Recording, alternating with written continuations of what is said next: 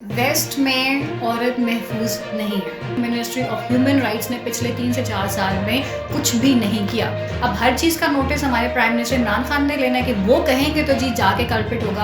अपने दिमाग की सारी फ्रस्ट्रेशन, अपने दिमाग का सारा गन जो है वो बस टाइप करते हैं और एक दूसरे के ऊपर ब्लेम गेम कर देते हैं। द कल्प्रिट वाज एक्यूज्ड, उसने एक्सेप्ट किया कि मैंने ये कर लिया। हमारे ऊपर ये चीज़ प्रूफ हो गई तो हमारी ज़िंदगी ख़त्म हो जाएगी। हमें इक्वल राइट्स नहीं चाहिए, हमें ड्यू राइट्स चाहिए।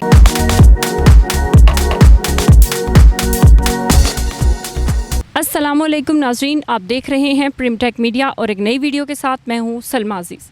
नाजरीन, 14 अगस्त को मीनार पाकिस्तान पर जो वाक़या पेश आया, आयशा अकरम जो कि एक टिकटॉकर हैं, अपने मद्दाहों को मीनार पाकिस्तान पे आने की दावत देती हैं और फिर उसके बाद जो सूरत हाल सामने आती है आप सब उससे बखूबी वाकिफ़ हैं। देखना ये है कि इस चीज़ के हवाले से दो तरह के मौक़िफ़ लोगों के सामने आ रहे हैं। कुछ लोग कह रहे हैं कि ये वाकई बहुत बड़ी ज़्यादती हुई है ख़ातून के साथ, और कुछ लोगों का कहना है कि ये एक पब्लिसिटी स्टंट किया गया है।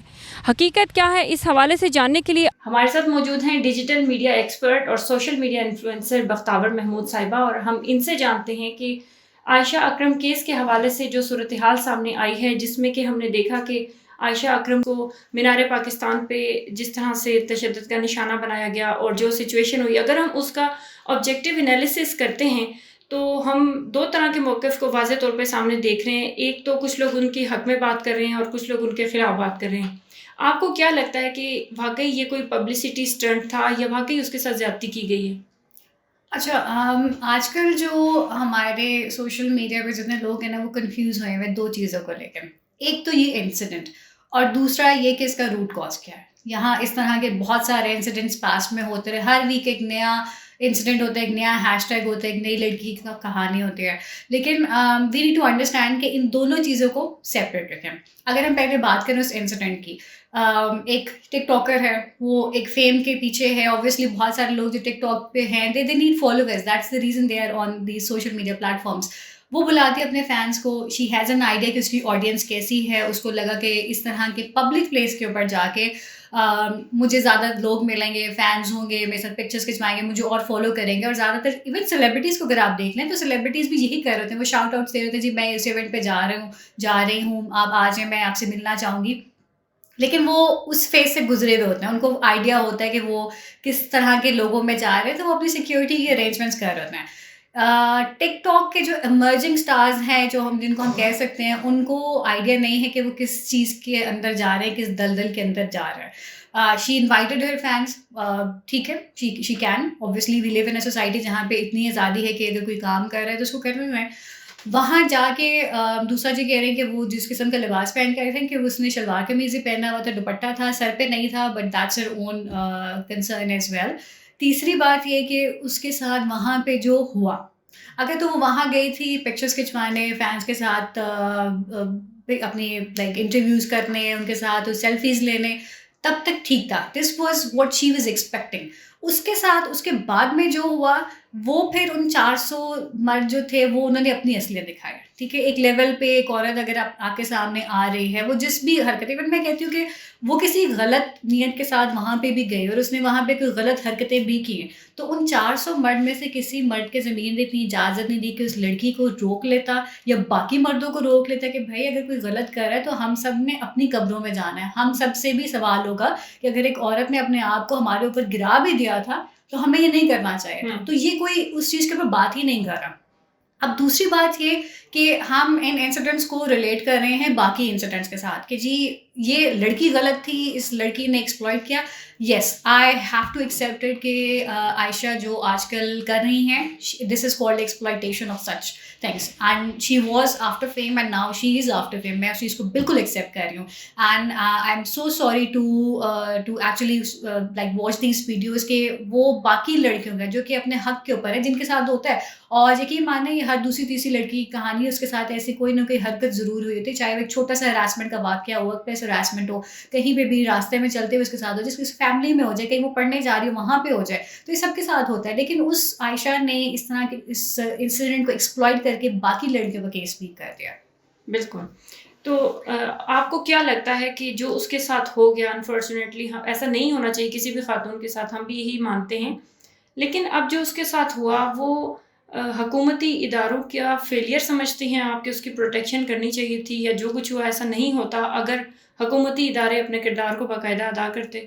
आई थिंक जो आपने अभी पॉइंट बताया है, that is the main root cause of all this problems. अब होता क्या है कि मैंने एक दो वीडियोस भी देखी, उसमें सीधा सीधा वो यही बात कर रहे हैं कि जी एक घर में चोरी होती है, वो अपने ताले चेंज कर लेते हैं, वो और सिक्योरिटी बढ़ा देते हैं। अगले घर में चोरी होती है, वो अपने ताले चेंज कर लेते हैं, सिक्योरिटी बढ़ा देते हैं। तीसरे घर में हो रहा है। प्रॉब्लम ये है कि वो जो चोर चोरी कर रहा है, आप उसको पकड़ ही नहीं रहे हैं। उसको तो अपॉर्चुनिटीज मिलती रहेंगी, वो अगले यहाँ नहीं करेगा तो वहाँ कर लेगा। लेकिन वो जिस दिन चोर पकड़ा जाएगा, उसको सजा होगी, उसके हाथ कटेंगे, या उसको कोई लंबी उम्र कैद होगी, अगली दफा वो ये काम करने से पहले 10 दफा सोचेगा। तो अपनी सिक्योरिटी लड़कियों ने करनी है, सबको पता है। हम अकेले नहीं जाना पसंद करते, कहीं जाते हैं तो देखते हैं पहले कि किस तरह का माहौल है। ये इससे ज़्यादा हम कुछ नहीं कर सकते। लेकिन आप कहीं पे भी हो और अपने आप को प्रोटेक्ट करना चाहेंगे तो आई थिंक कि फिर तो ये सोसाइटी एग्जिस्ट ही नहीं करती। यहाँ पे तो आप सिर्फ कहते हैं कि सिर्फ मर्दों को बाहर निकलना है, औरतें जब वो घर में नहीं बाहर निकलेंगी तो उनके साथ यही होगा। लेकिन अब यहाँ तो औरतें घर पे भी महफूज नहीं। घर पे भी महफूज नहीं है उनके। लाइक हम जानते हैं कि जो हाउस होल्ड अब्यूज़ है वो कितना ज़्यादा हो चुका है। इवन फैमिली मेम्बर्स क्या कर रहे हैं, और वो सिर्फ औरतों या लड़कियों के साथ नहीं, वो बच्चियों के साथ क्या कर रहे हैं। 3 माह की बच्ची, 6 माह की बच्ची, 5 साल की बच्ची। अब उस पे तो हम ये नहीं कह सकते कि जी वो औरतें जो थी वो बेपर्दा थी या उन्होंने ऐसी कोई हरकत की थी। इवन महरम कर जाते हैं। तो ये सिर्फ एक साइकोलॉजिकल माइंडसेट है, और ये साइकोलॉजिकल माइंडसेट तब चेंज होगा जब लड़कियों के दिमाग में होगा कि हमारे पास इतनी स्ट्रेंथ है कि हम एक तो आवाज़ उठा सकते हैं, और दूसरा मर्दों के दिमाग में होगा कि अगर हमने ऐसी कोई गलत हरकत की, हम पकड़े गए, हम पे इल्ज़ाम लगेगा, तो हमारे ट्रायल्स होंगे, हमारी बदनामी होगी, और उसके बाद अगर हमारे ऊपर ये चीज़ प्रूफ हो गई तो हमारी ज़िंदगी ख़त्म हो जाएगी। और इसमें गवर्नमेंट, मैं स्ट्रेट और क्लियरली कहना चाहूँगी कि मिनिस्ट्री ऑफ ह्यूमन राइट्स ने पिछले 3 से 4 साल में कुछ भी नहीं किया। आप चेक कर लें, 2020 का साल डिक्लेयर किया गया था कि it was for child and women protection in Pakistan. औरतों और बच्चों का साल डिक्लेयर किया गया।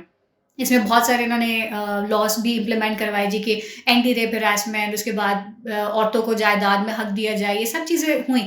लेकिन वो बातें जो हैं वो सिर्फ एक पेपर के ऊपर लिखी नहीं है। I know it takes time, bills pass करने में बहुत टाइम लगता है। लेकिन जब एक चीज़ इस्लाम में भी बताई गई कि इस तरह के जुर्म की सज़ा क्या है, आपके पास तफ्तीश कंप्लीट हो चुकी है। मोटरवे रेप इंसिडेंट में the culprit who was accused, उसने एक्सेप्ट किया कि मैंने ये कर लिया। आपने अभी तक उसको फांसी नहीं दी। आपको क्या चीज़ रोक रही है? आपके पास बिल नहीं है। वहाँ पे जो सेनेट में इतने जो लोग बैठे हुए हैं, आपके नेशनल असेंबली में लोग बैठे हुए, वहाँ पे इनके पास इतनी अकल नहीं है कि इन सब चीज़ों को एक्सेप्ट करें। आई डोंट थिंक सो उनमें से कोई भी इस चीज़ को रिजेक्ट करेगा अनटिल एंड अनलेस आप कोई स्टैंड लें। आई डोंट अंडरस्टैंड कि हमारी मिनिस्ट्री ऑफ ह्यूमन राइट्स क्या कर रही है, मैडम शीरी मज़ारी क्या कर रही हैं इस वक्त, और वो इस चीज़ को सीरियस क्यों नहीं ले रहे हैं। शी बीइंग अ लेडी, उनकी अपनी बेटी है, उनको इस चीज़ को थोड़ा सा फोरफ्रंट पे आके बताना चाहिए। I was really upset. मैंने स्पेशली मैं इस इन इंसिडेंट्स के बारे में पहले बात नहीं करती थी, बिकॉज ये बहुत सेंसिटिव बातें होती हैं, और एक औरत के लिए इस चीज़ के ऊपर बात करना बहुत ज़्यादा उसको भी एक दुख पहुंचाता है। लेकिन जब मैंने उनका ट्विटर हैंडल देखा तो she just responded to like 2 tweets, that was it. मतलब इसके ऊपर कोई एफर्ट्स नहीं है, कोई एक्शंस नहीं है। अब हर चीज़ का नोटिस हमारे प्राइम मिनिस्टर इमरान खान ने लेना है कि वो कहेंगे तो जी जाके कल्पिट होगा। आप खुद कुछ नहीं कर सकते इसमें। So I believe and I agree कि ये पहले तो माँ बाप की तरबियत, जिन्होंने उस तरह के मर्दों को रेस किया, जिनको पता ही नहीं कि उनके बेटे बाहर जाके क्या कर रहे हैं, अपना टाइम किन दोस्तों में स्पेंड कर रहे हैं, उन्होंने ट्यूशन फ़ी अगर ली है तो वो कहीं पे इम्प्लीमेंट हो भी रही है, या उन पैसों से क्या करें, मोबाइल पे क्या एक्टिविटीज़ हैं।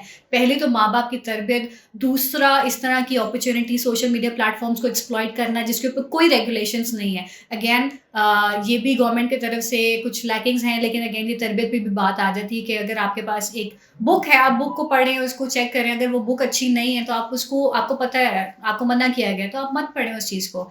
तीसरी बात कि अगर गवर्नमेंट ही नहीं कोई एक्शन लेगी, अब आप सोचिए यही 400 मर्द या कोई भी मर्द, पाकिस्तानी मर्द बाहर जाता है, उसके अंदर हिम्मत होगी कि वो दुबई में जाके हरकत करे? सोच भी नहीं सकता ऐसे करने के लिए। दुबई में आप कहते हैं जी इस्लामिक लॉज हैं, जो भी है, वहाँ पे रात को 2 बजे औरत अकेली जा सकती है कहीं पे भी। इवन वो मॉड्स का ड्रेसेस पहनती है, उनको कोई नहीं छेड़ता।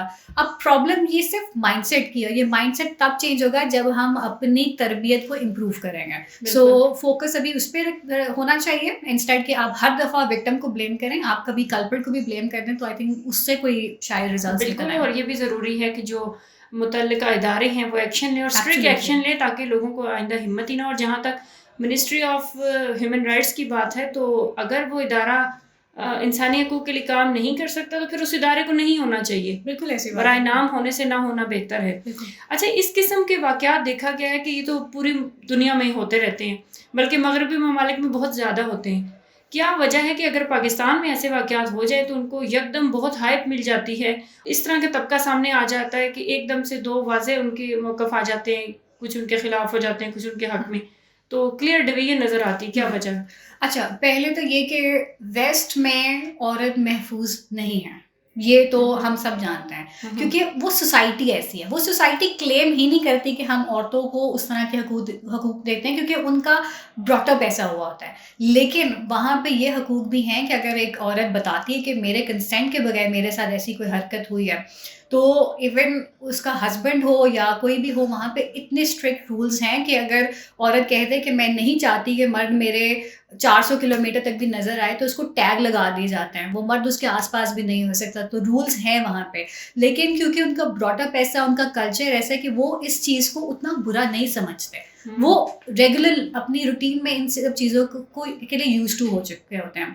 पाकिस्तान में अगर हम बात करते हैं या हम ईस्टर्न कंट्रीज़ की बात करते हैं, जहाँ पे हम अपने कल्चर को बहुत प्रमोट करते हैं, कल्चर और हमारा कल्चर जो है हमारे रिलीजन का एक मिक्सचर है।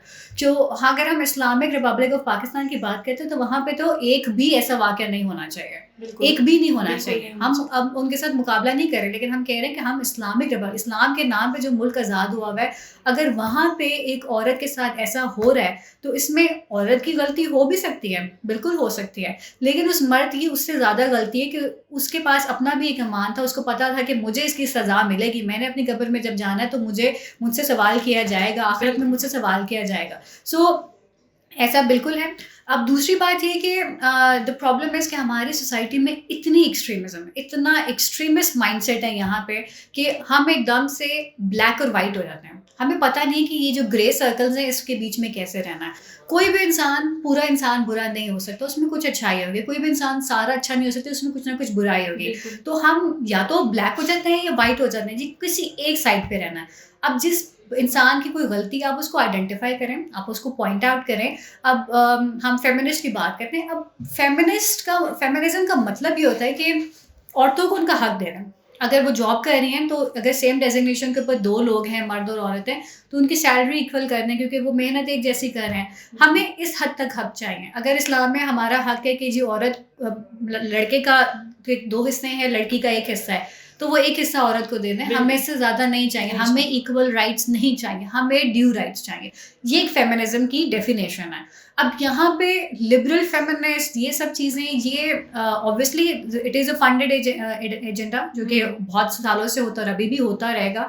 लेकिन आई थिंक हमारा अब ये माइंडसेट है कि हमने इस चीज़ को करना ही है। सोशल मीडिया की वजह से जहाँ इतनी सारी आसानियाँ हुई हैं, उतनी सारी प्रॉब्लम्स भी हो चुकी हैं। लोग एकदम से कीबोर्ड वॉरियर्स बन जाते हैं, अपने दिमाग की सारी फ्रस्ट्रेशन, अपने दिमाग का सारा गन जो है वो बस टाइप करते हैं और एक दूसरे के ऊपर ब्लेम गेम कर देते हैं। सो आई थिंक इसका हल सिर्फ यही है कि आप अपने आप को थोड़ा सा डिस्टेंट कर लें। लोग बातें करेंगे, वो कहते हैं ना, लोगों का काम है कहना, तो वो कहेंगे। So the best way is just to ignore such things. और आप अगर अपने मौक़िफ़ पे आपको यकीन है कि आप ठीक बात कर रहे हैं, तो उसी के अराउंड आप रहें। जी, तो नाज़रीन, देखा आपने, ये आयशा अकरम केस के हवाले से जो हालात देखे जा रहे हैं, जो लोगों के कमेंट्स आ रहे हैं, वो सब आपके सामने हैं।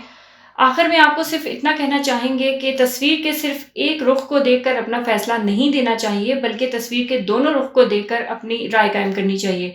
हम सब की बतौर वालिदैन ये रिस्पॉन्सिबिलिटी है कि हम अपने बच्चों की तरबियत, चाहे वो बेटा है या बेटी है, अपने बच्चों की तरबियत इतनी आइडियल करें और इस्लाम के ज़रिए असूलों के मुताबिक करें कि इस किस्म के वाक़यात आइंदा रोनमा ही ना हो।